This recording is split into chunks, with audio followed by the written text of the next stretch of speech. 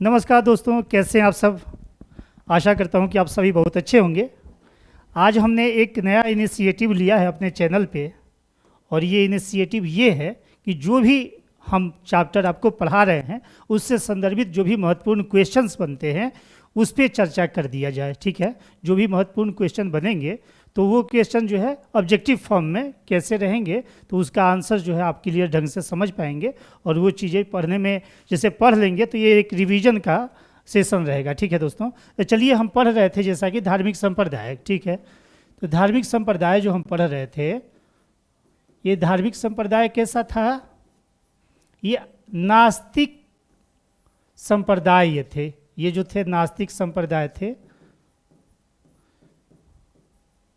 तो जब जनपद काल का अंतिम समय आता है उसी समय इनकी जो है उत्पत्ति देखने को मिलती है। ठीक है, उसी समय इनका उद्भव देखने को मिलता है। तो हमने जो क्लास में अपने बताया था 6 प्रमुख नास्तिक दर्शन सिद्धांत को मानने वाले 6 प्रमुख जो है नास्तिक संप्रदायों को, उसमें एक क्वेश्चन बनता है कि आजीवक संप्रदाय की स्थापना किसने की थी। ठीक है, क्वेश्चन नंबर 1 है ये मेरा। ठीक है, आजीवक संप्रदाय के स्थापनकर्ता मतलब स्थापना किसने की थी। ठीक है, तो जैसा कि आपने क्लास में पढ़ा होगा तो ये मखली पुत्र गोशाल ने आजीवक संप्रदाय की स्थापना की थी। ठीक है, मखली पुत्र गोशाल। ठीक है, मखली पुत्र गोशाल ने आजीवक संप्रदाय की स्थापना की थी। अब इसको कैसे हम याद रखेंगे ये देख लें आप। जैसे एक मैं प्रकरण बताता हूँ। जब 30 वर्ष की अवस्था में महावीर स्वामी गृह त्याग करके अपने बड़े भाई की आज्ञा से के बाद गृह त्याग करके जाते हैं तो इनको सबसे प्रथम जो है व्यक्ति मिलते हैं वो मखली पुत्र गोशाल मिलते हैं। तो इनके विचारों से मतलब किनके विचारों से? महावीर स्वामी के विचारों से प्रभावित होके और वो जो है ये उनके शिष्य बन जाते हैं। लेकिन 6 साल के बाद में 6 वर्ष बाद में महावीर स्वामी का साथ छोड़ के अब मखली पुत्र गोशाल ने एक नए धर्म का मतलब प्रवर्तक ये बने, नए धर्म की स्थापना की, वही आजीवक संप्रदाय।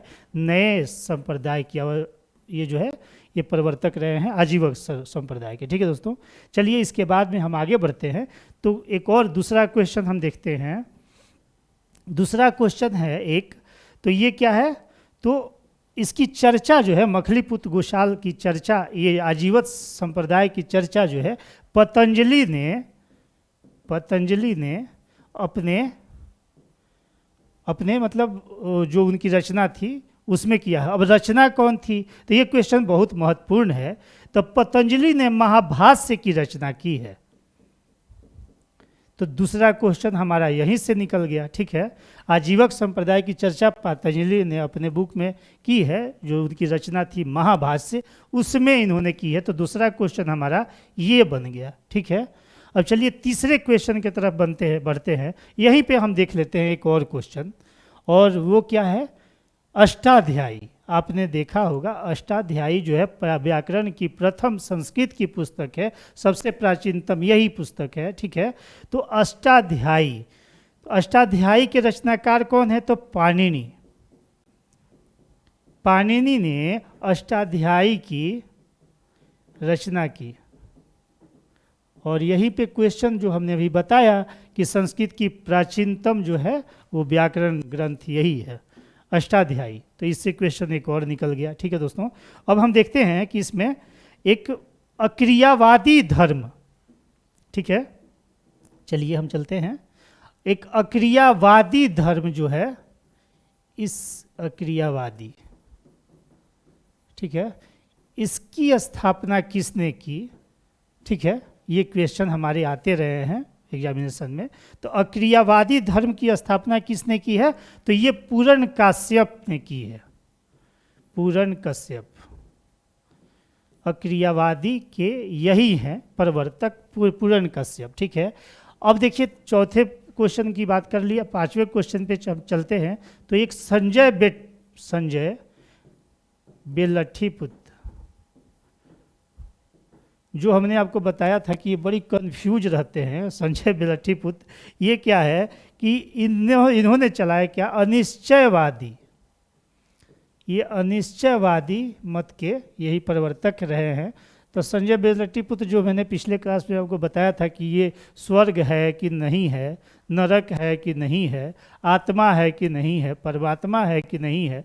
हालांकि ये जो है सबसे बड़ी इनकी विशेषता है क्या कि ये भगवान के अस्तित्व को अस्वीकार करते हैं, मतलब ईश्वर का अस्तित्व नहीं है, इसी पे इनका बेस है, यही बेस है सब जितने भी आस्तिक जो नास्तिक हमारे संप्रदाय हैं उनका एक महत्वपूर्ण बेस यही है कि ईश्वर नहीं है, ठीक है, उसकी मतलब उसकी परिकल्पना को ये नहीं मानते हैं।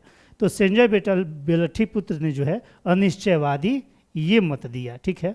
अब चलिए हम आते हैं अब चार्वाक की बात करते हैं, जो कि हमने बताया था अपने ये लोकायत मत के ये प्रवर्तक हैं, ठीक है, लोकायत मत के यही प्रवर्तक चार्वाक रहते हैं, ठीक है। तो ये इन्होंने एक मतलब ग्रंथ की रचना की थी, ये ग्रंथ थी बृहस्पति सूत्र, बृहस्पति सूत्र, ये जो है इनकी ग्रंथ की मतलब चार्वाक का ग्रंथ है बृहस्पति सूत्र, और ये इसीलिए है कि ये बृहस्पति इनके गुरु हुआ करते थे, ठीक है दोस्तों। तो चार्वाक के जो गुरु थे वो बृहस्पति हुआ करते थे। यही तो कहते हैं कि जितने दिन भी जियो मस्ती के साथ जियो, ठीक है, अगर कर्ज भी लेना पड़े तो तब भी कर्ज लेके घी पियो। ये जो है आजकल के भौतिकवादी जैसे सोच की ये परिकल्पना वहाँ पे दिखती है, ठीक है। तो ये जो है भौतिकवादी दर्शन के प्रतिपादक रहे हैं और इनका मत क्या है, लोकायत मत, ठीक है दोस्तों। तो ये क्वेश्चन हुआ। हम अगले क्वेश्चन की तरफ बढ़ते हैं। तो अब हम आते हैं तो इसमें अब जैन धर्म पे ये जो क्वेश्चन यहाँ से 2-3 बनते हैं महत्वपूर्ण, वो हमने बताई आपको, हालांकि और देख लीजिएगा कभी मिलाने में वो भी दे देंगे, लेकिन ये क्वेश्चन चूँकि महत्वपूर्ण है तो ये हमने बताई आपको। अब देखिए अब आते हैं हम जैन धर्म, जो कि हमने जैन धर्म में जो धार्मिक आंदोलन है जैन धर्म से हमने उठाया था। तो सबसे पहला क्वेश्चन तो यहाँ पे यही बनेगा कि जैन धर्म के प्रथम जो तीर्थंकर कौन है। सबसे पहले तो ये देखें कि आप इसमें 24 तीर्थंकर हुए हैं, कुल मिला के 24 तीर्थंकर है। तो कभी ये क्वेश्चन देता है कि कितने तीर्थंकरों की संख्या है, तो 24, ठीक। अब प्रथम तीर्थंकर कौन है, तो प्रथम तीर्थंकर हैं ऋषभदेव। प्रथम तीर्थंकर कौन है, तो ये हैं ऋषभदेव। ऋषभदेव, इन्हीं को आदिनाथ भी बोलते हैं और इन्हीं को वृषभदेव ही बोलते हैं, ठीक है। तो ये क्वेश्चन जैसे कोई भी क्वेश्चन आता है, अगर मान लें ऋषभदेव ना दे, आदिनाथ दे, तो इसको हम ठीक करेंगे, वृषभदेव दे तो इसको ठीक करेंगे, ठीक है। इनका प्रतीक चिन्ह देखते हैं, तो प्रतीक चिन्ह क्या है, सांड है, ठीक है, सांड है, ठीक। अब इसके दूसरे क्वेश्चन की तरफ चलते हैं। तो ऋग्वेद के केसी सूक्त में ये प्रथम तीर्थंकर ऋषभदेव की चर्चा है, लेकिन इनके साथ में 22वें तीर्थंकर अरिष्टनेमी उनकी भी चर्चा है। तो ये अरिष्टनेमी मतलब ऋषभदेव के साथ में अरिष्टनेमी की भी चर्चा हमें मिलती है ऋग्वेद के केसी सूक्त में। तो ये बहुत महत्वपूर्ण क्वेश्चन है, ठीक है।